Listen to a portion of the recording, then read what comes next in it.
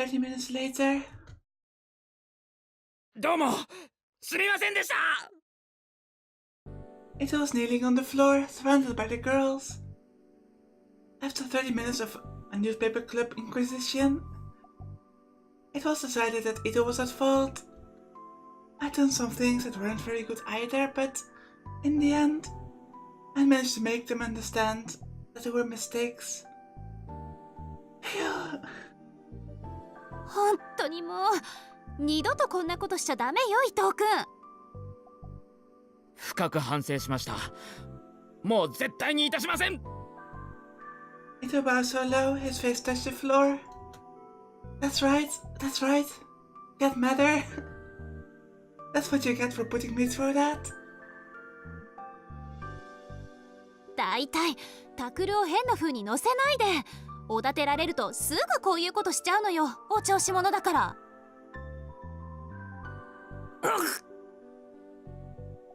そうですよ、宮代先輩って真面目そうな顔して実はエロ妄想全開ですし。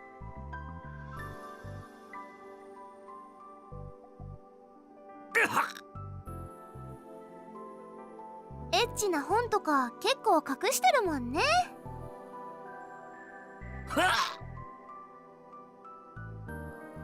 Those are the sounds of Takuri dying inside. タクル、それ本当？そういうの感心しないって言わなかった？違う、おのえの誤解だ。僕はそんな本ってなんでいつの間にか僕が責められてるんだよ。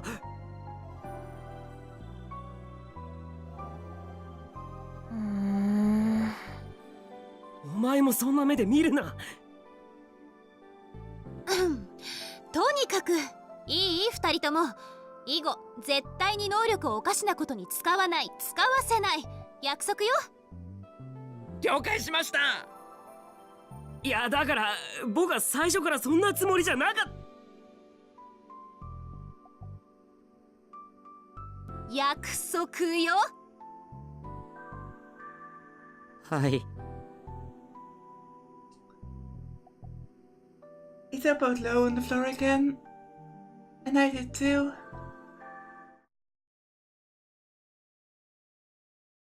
Welp, I'm glad that's over. October 15th, 2015, Thursday. The medical examiner system. What? A legal system that allows for a coroner, as well as a doctor, who has been given permission by the area's governor to dissect a body that died under suspicious circumstances and determine the cause of death. This system is only in use in Yokohama, Nagoya, Osaka, and Kobe, as well as the 23 wards of Tokyo. Many people believe that Japan lags behind the rest of the world in this area, and every year there are calls for the system's expansion. But as of now, there are no signs that it actually takes place. The system allows for an examination, or in some cases an autopsy, to determine the cause of death in accidents, or when the person has died from disease or an unknown cause. The work of the medical examiner is done as follows. In the event of an unusual death, the forensic officer first conducts an examination, which is followed by a post-mortem from the medical examiner. That's the process of having a doctor determine the time and cause of a body's death. If the death is ruled not to be abnormal, a death certificate is created, and the process ends there. If the death is ruled abnormal, the body is sent to be autopsied.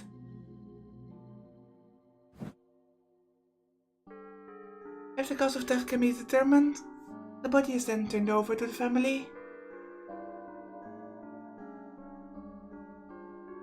If the post-mortem examination fails to determine the cause of death, only then does the examiner conduct an autopsy. And if it is judged that a crime was involved, a further, more expensive judicial autopsy is conducted. But such an autopsy had already been performed on Watabe Tomoaki. It was extremely unusual for a second autopsy like this one to be performed. どうだ？ Jinjo averted his eyes from the coroner's knife. He'd been to many judicial autopsies, but this was something he'd never gotten used to. He probably never would, he thought. As for the person standing next to the coroner, she was staring at the open skull, without the slightest trace of disgust. やはり肥大化の傾向が見られるな。肥大化というと脳が？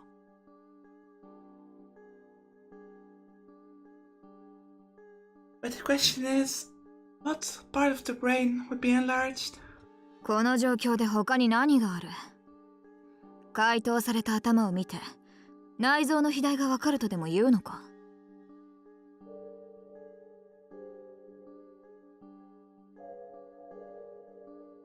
Jinjo's shoulders slumped a little.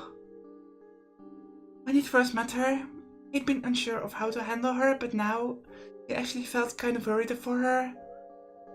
Didn't that get tiring after a while? さっき聞いた話じゃ死因は間違いなく窒息死ということだったが。窒息だけでこんな風にはならない。ってことはこれまでの被害者と同じってわけか。脳の肥大の原因については？何しろ検体が少なすぎる。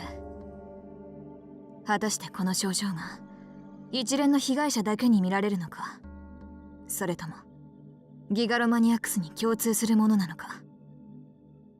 わからないか。知る方法ならあるにはあるがな。By making...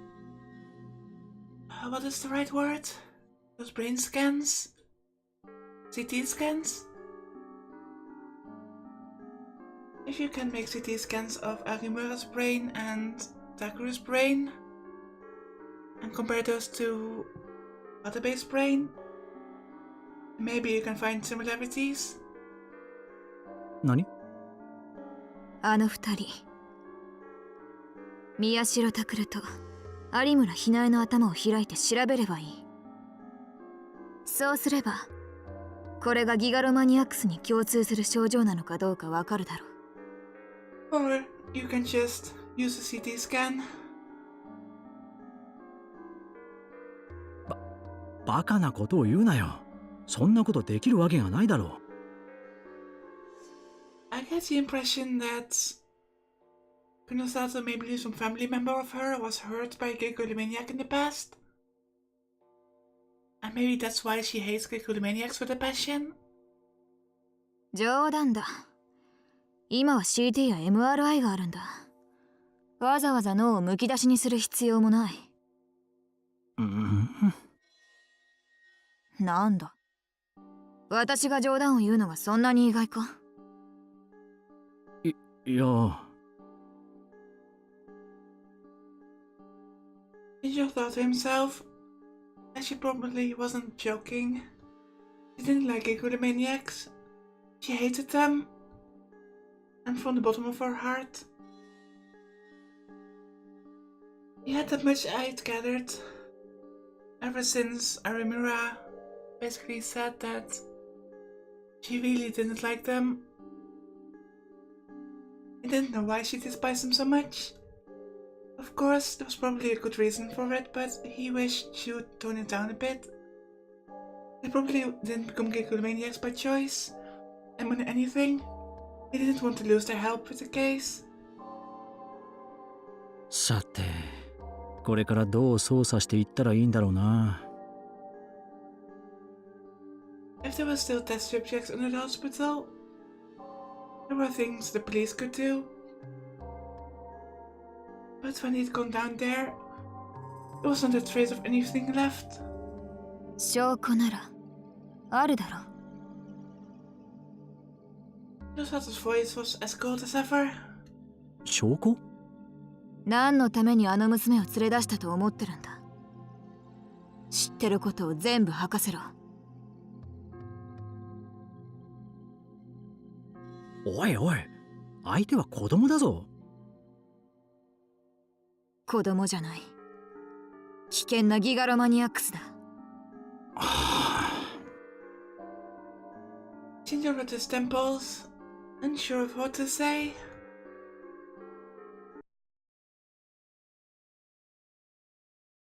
October 15th, 2015, Thursday.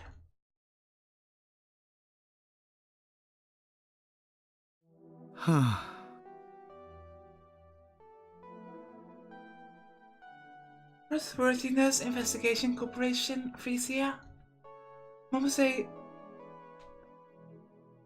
Katsuko sat in the reception room in the messy corner of her office and sighed as she ran her hand through her hair.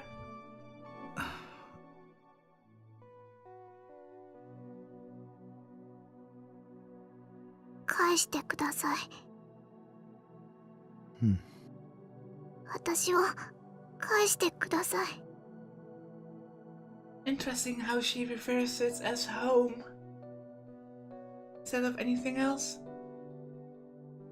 No matter how many questions she asked, or how she tried to get her to talk, that was the only answer she would get.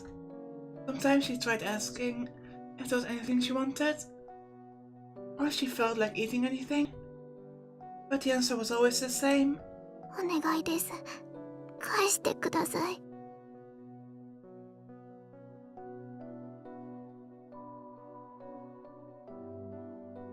And made even the tiniest bit of progress since the girl had arrived. Even the endlessly patient Momose would want to sigh after all that. She still didn't know where this Yamazo Yukiko was from, or how she'd ended up in that hospital. But from what she'd seen, there was a chance she endured significant abuse.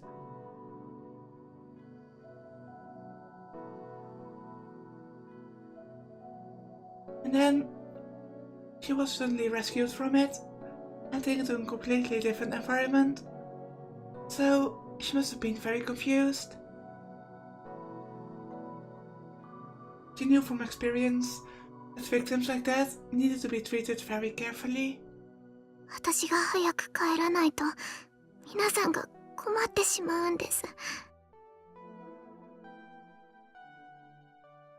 She kept repeating the same lines, like a broken audio player. Momose was starting to think it was time for a different approach.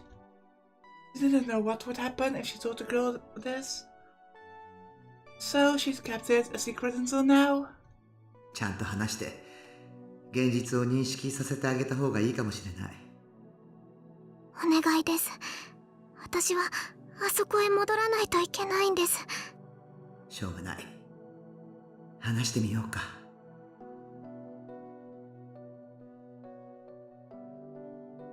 When she made the decision, she didn't spend any time on second thoughts. This was both an advantage and a disadvantage. あのね、ウキちゃん。はい。そこまで帰りたいというのなら教えてあげるわ。返してくれるんですね。ありがとうございます。聞いて。あなたがどれだけ帰りたいと望んでももう無理なのよ。無理。だってあなたがいたあの場所、病院の地下にあったあの場所はもうなくなってしまったんだから。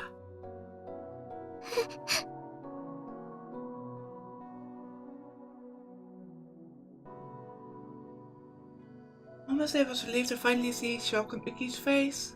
よかった。この子にはちゃんと普通の感情がある。Or maybe for some reason that place is only there if Uki is there? Like Kunisata had said, they hadn't done any operations on her that would destroy her ability to experience emotions. この前ね、あなたがここへ来てからすぐに刑事、若いくせにくたびれた刑事いたでしょ。彼が例の病院へ行ってみたんですって。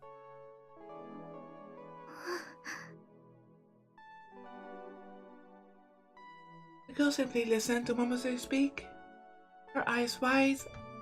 Mose kept talking, watching her carefully. それでね、解剖室から地下へ行ったそうよ。あなたのいた場所へね。でもね、そこには何もなかったって。あなたがいた部屋の中も空っぽだったそうよ。そんな、じゃあ皆さんは、あそこにいた皆さんは。いなかったそうよ。誰も。誰も。Becky seemed to be trying her best to understand what Mose had just said. And then... 嘘です。そんな嘘ついて何になるの？本当のことよ。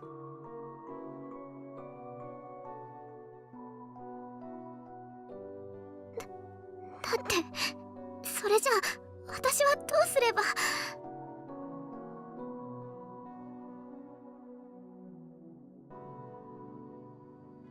私はどうすれば。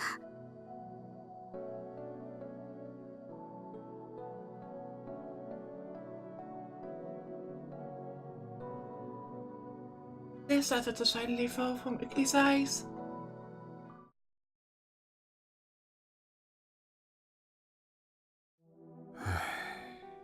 Well, we're jumping around quite a bit.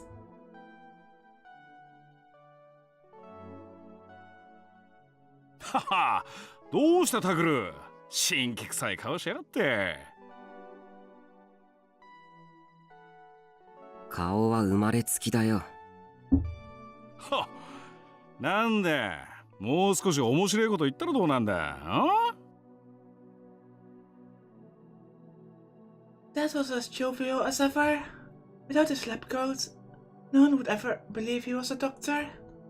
どうだ、やっぱ自分の家が一番落ち着くだろう。別にそうでも。ま、一人暮らしを始めたばっかじゃまだそうは思えねえか。でもな、いずれわかる時が来るもんだ。我が家が一番ってな。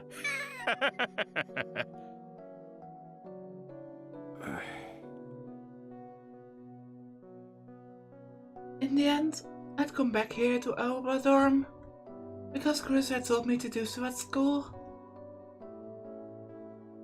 狙われているのかもしれないんでしょ。今の場所に一人でいては危険よ。ずっととは言わないわ。しばらくで構わない。事件が解決するまでうちで暮らしなさい。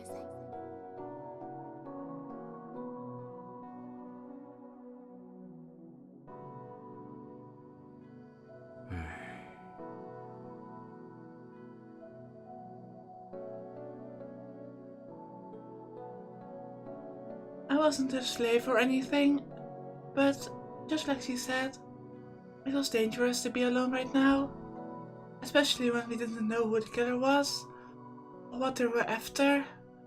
If someone was nearby, it would be easier to get a hold of Shinjo and his allies if I needed to.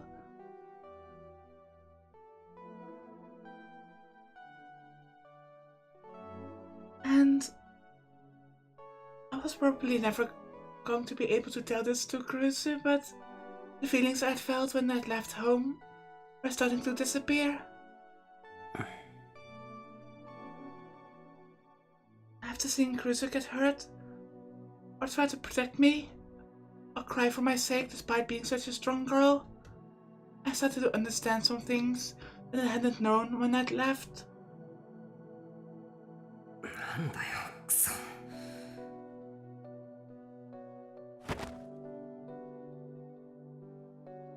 I realized what I was thinking and shook my head. No way.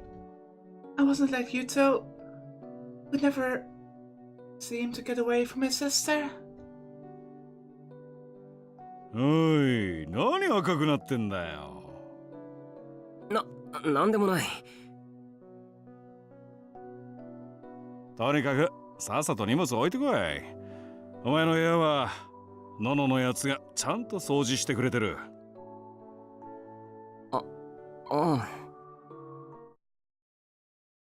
Dad didn't get mad when Dad left, or when Dad come back. Come to think of it, he only said one thing on the day I left. そうせざるを得なかったののの気持ちがわかるようになったら戻ってこい。じゃあな。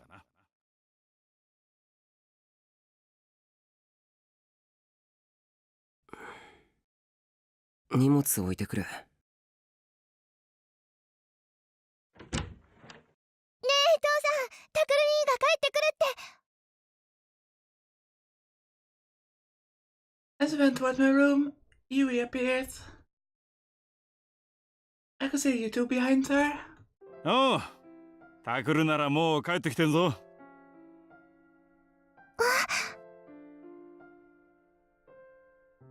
Yui's face almost broke into a broad smile when she saw me, but quickly forced herself to assume a strict expression. 何やってんの？え？お風呂とキッチンと廊下の掃除、タクル兄が当番の時、私とユウが代わりにやってたんだから。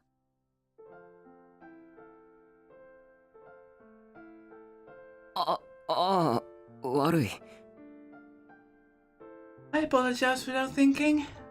これからしばらく私たちの当番、タクル兄が代わってよね。いい？おう。タクル兄ちゃん、別にいいよ。僕気にしてないから。ダメ、こういうことはきちんとしなきゃいけないんだから。親しき中にもって言うでしょ。でもそんなこと言ったらタクル兄ちゃんまたどこか行っちゃうよ。せっかく帰ってきたのに。ダメなものはダメなの。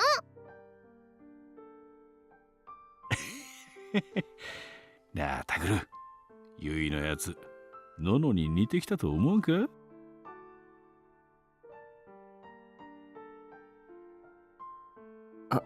うん、特に怒ってる顔が。なんか言った？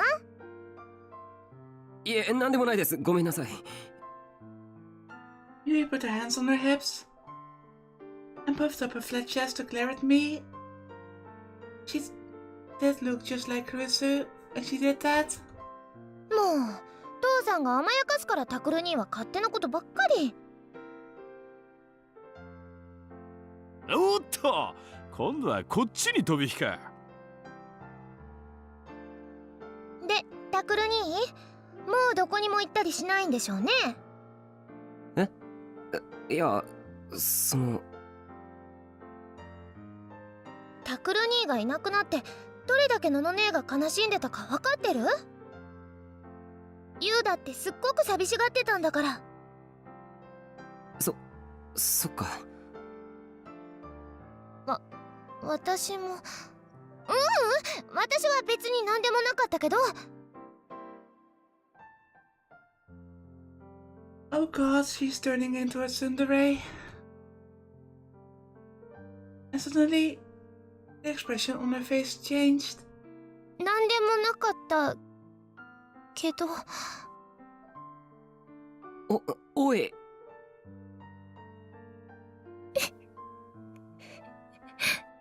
Ah,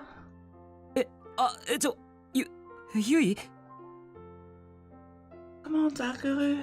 Give her a hug.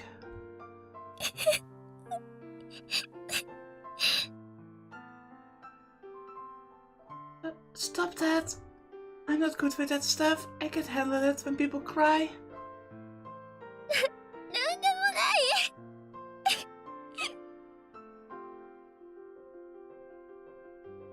Yui covered her face with her hands and then ran into her room. Yuta followed quickly after her. Dad scratched his head and sighed a little as he saw them go. ほら、さっさと荷物置いてこい、タクル。わかった。I got away as quickly as I could.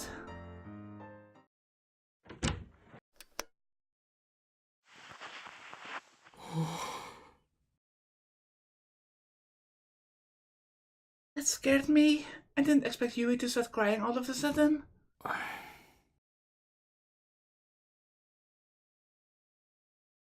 I thought nothing would really change around here, even if I left. But did they really need me here that much? If they did, いや、でも。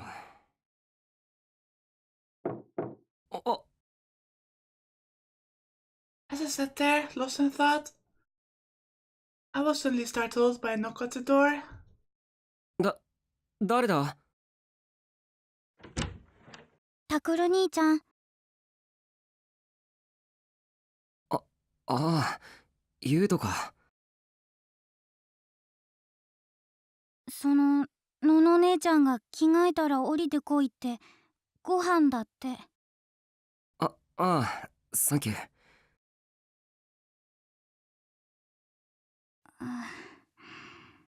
どうした？さ、ゆいお姉ちゃんのことだけど。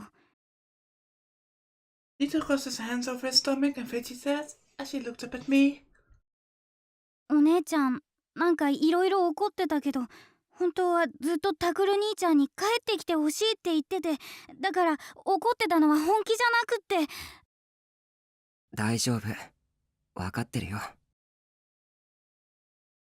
本当？ああ、だから先に降りててくれ。すぐに着替えていくから。It's so adorable how Nito is trying to look out for Yui, even though he's the youngest. うん。Nito looked a little relieved as he left the room. ユウトはちょっと背が伸びたな。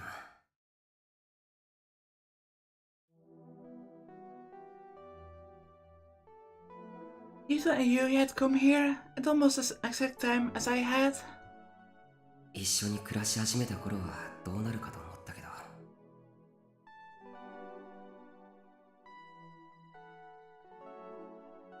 The severe earthquake hadn't just taken the parents from them. It had caused them severe psychological trauma. During the earthquake, Nito had been trapped in a dark place for a long time all by himself. As a result, he was still terrified of darkness and being alone. That was why he still clung to his sister. And Yui, after the nightmarish incident she'd gone through after the earthquake, she'd become desperately afraid of men. Oh God.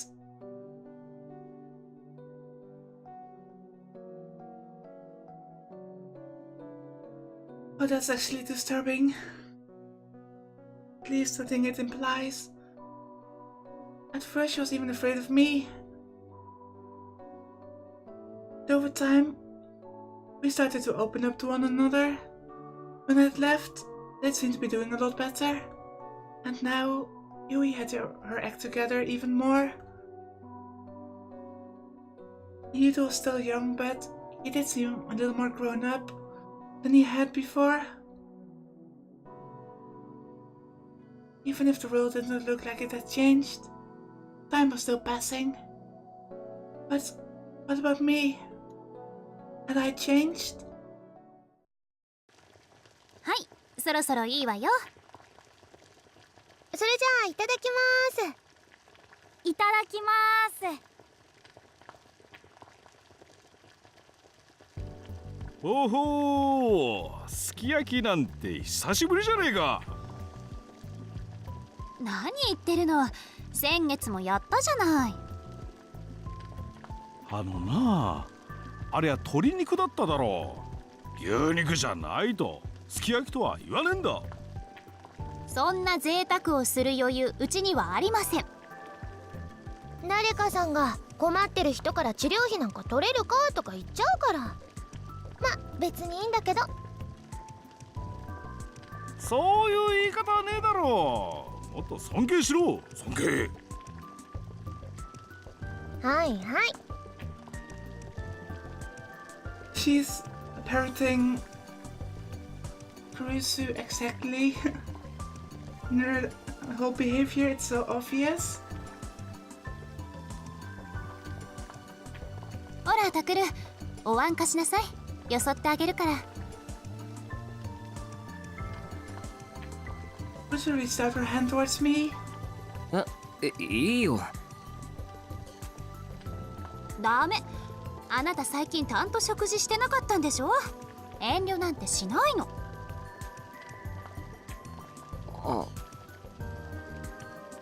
Bruce grabbed a bowl for me and heaped a beaten egg high with meat and vegetables. はい、ちゃんと食べるのよ。ああ、タクルにこっちにもお肉あるから。もういいって。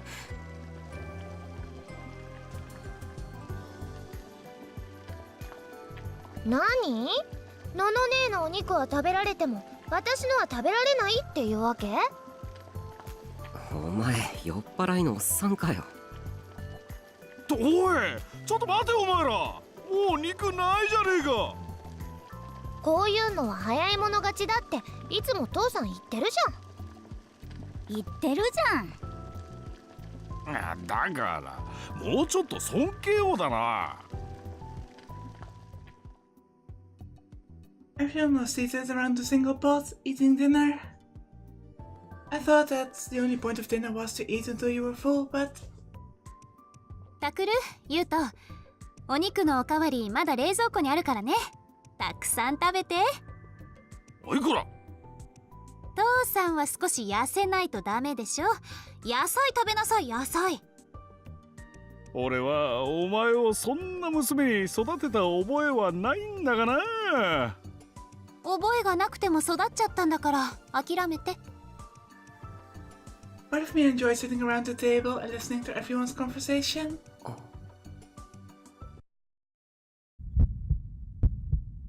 No, that wasn't true. I definitely wasn't homesick. Maybe it was just that having someone there made me feel better. Maybe it was having Caruso offer to help me when I'd been in trouble on my own. But it definitely wasn't that I was happy to be home. Or glad to have come back to where I belonged. タクル兄？タクル兄ってば。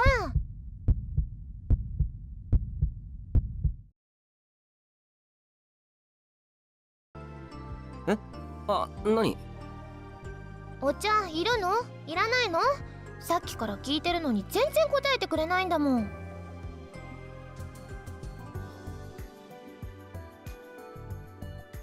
ああ、ごめん。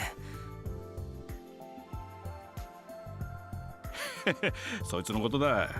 どうせまた難しいへりくつでもこねくり回してたんだろう。へりくつってなんだよ。僕はいつも理路整然と正しい思考を。はい、ストップ。そんなこといいからお茶は？ああ、できればマウンテンビューを。うちには置いてません。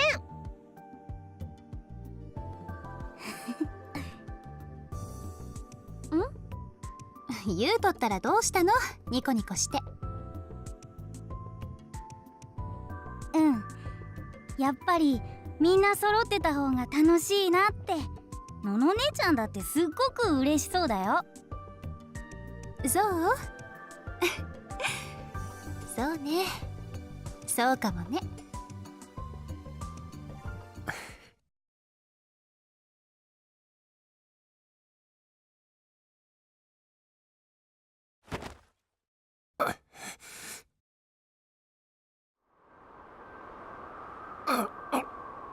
What is going on? I saw that weird vision at the table just now, but that normally would only happen when he was affected by sumo stickers. But why is this happening now?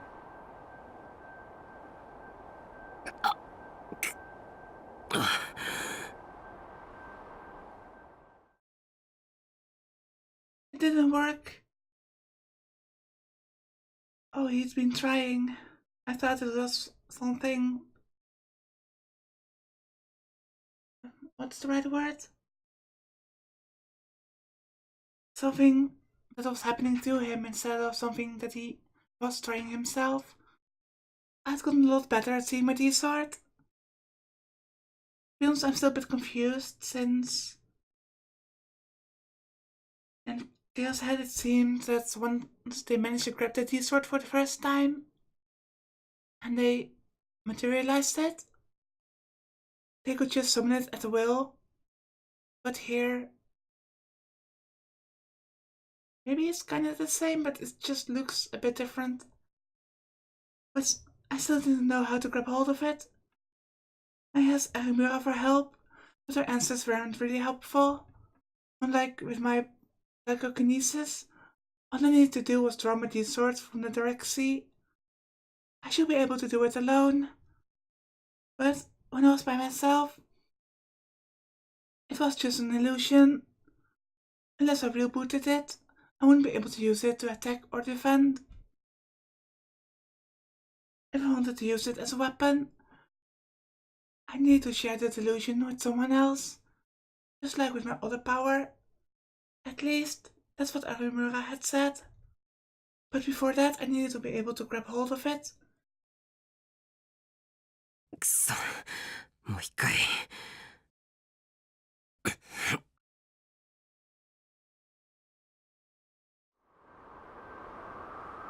ここから腕を伸ばして剣のイメージを固定化って。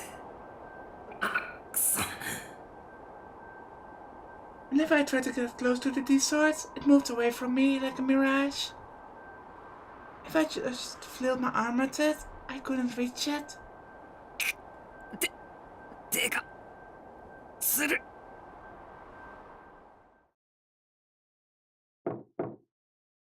タクル、入るわよ。あ、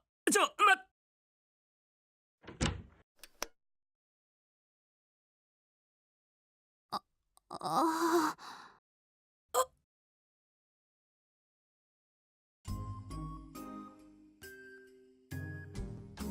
I had my hand stretched out like a TV hero in the middle of his transformation, and Chrissy was staring at me, her eyes wide.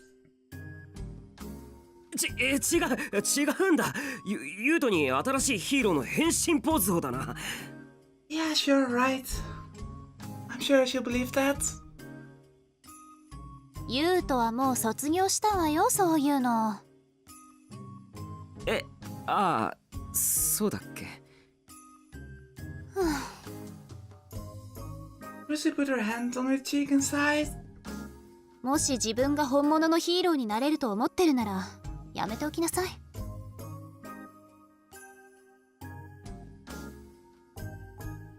そんなこと思ってないよ。僕いくつだと。いくつになっても子供なんだからタクルは。And then she stared into my eyes. I could tell that she wasn't blaming me, and that she was genuinely concerned. タクル、ちょっとそこに座って。いや、これから風呂に入ろうかなと。いいから座りましょうね。あ、はい。I sat down on the bed as I was told. タクル。Bruce took a step toward the bed and looked down over me. Humans are strange creatures. Whenever someone looks down on us, they seem bigger and more powerful. I quickly stood up and looked down over her instead. When I first met her, she was almost at eye level with me, but now... これは別にやましいことをするための訓練じゃない。能力のせいで狙われているのに、そうやってむやみに使おうとするのは。逆だよ。もっとちゃんと使えるようになれば自分の身も守れるし、もしもの時は新聞部や青葉寮のみんなのことだって助けられる。だからそういうのは警察の仕事でしょ。今回の事件、いざって時に警察に何かできるとは思えない。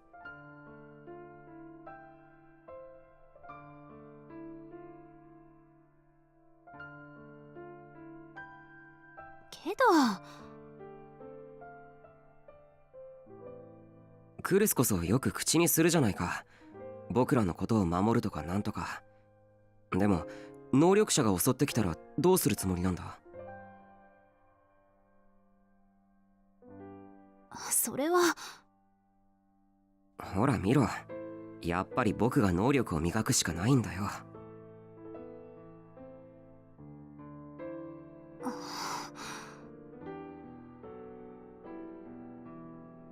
Just stared down at her feet silently. Then she raised her head and looked me in the eye. ねえタクル、私はあなたのことをずっと見てきたわ。だからわかるの、あなたがこの先何を考えるか。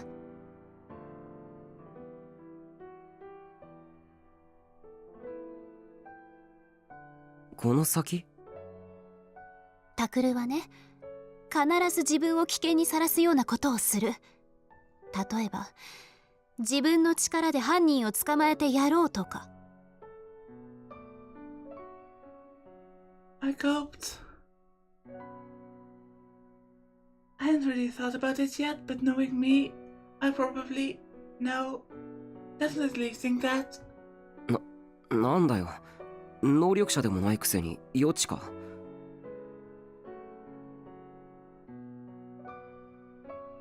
いつも言ってるでしょ、能力なんかなくてもね、タクルの行動は簡単に読めちゃうって。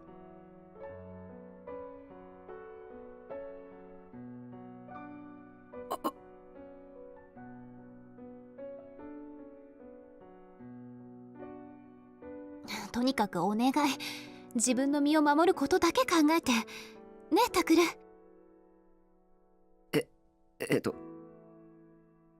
お願い。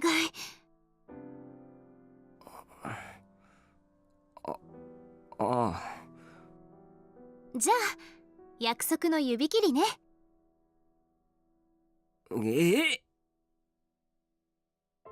Pinky swear? Are we supposed to be little kids? No way, that's embarrassing.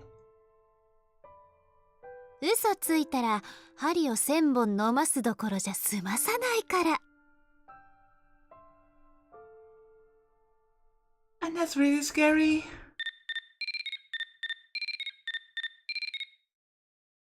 Then the heavens intervened to save me, and the phone rang out like the killer horn. A horn held by the god who guards the gates of the gods in Norse mythology.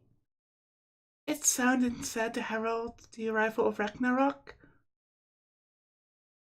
Oh, if that's the comparison that's being made, then this phone would be bad news. I hadn't gotten a new one yet, so of course it was Crucis.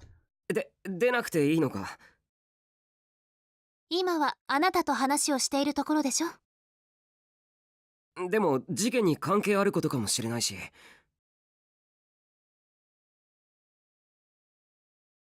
Must have thought I might be right because she took out the phone and looked at the screen. And then she looked concerned. 新庄さんだわ。I'd only said it to distract her, but evidently the god really did have something to do with the case. She quickly hit the answer button. I put the phone up to her ear. I watched her nervously. もしもし、クルスです。はい。はい。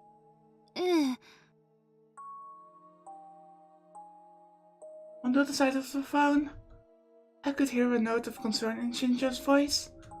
I couldn't tell for sure, but he seemed to be saying that someone had gone missing. いいえ、来てません。だいたいこの家を知らないはずですし。タクルが？Huh? What? What did I do? Krista moved the phone away from her ear and turned towards me. 山添さんって子知ってるわよね。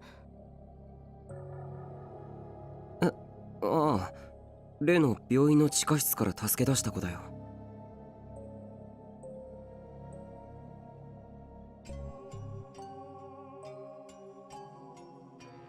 その子がね、行方不明なんですって。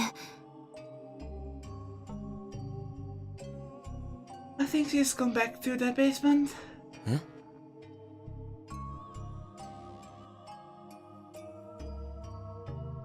She was missing? タクルが連れ出したりしてないかって。そんなわけないだろ。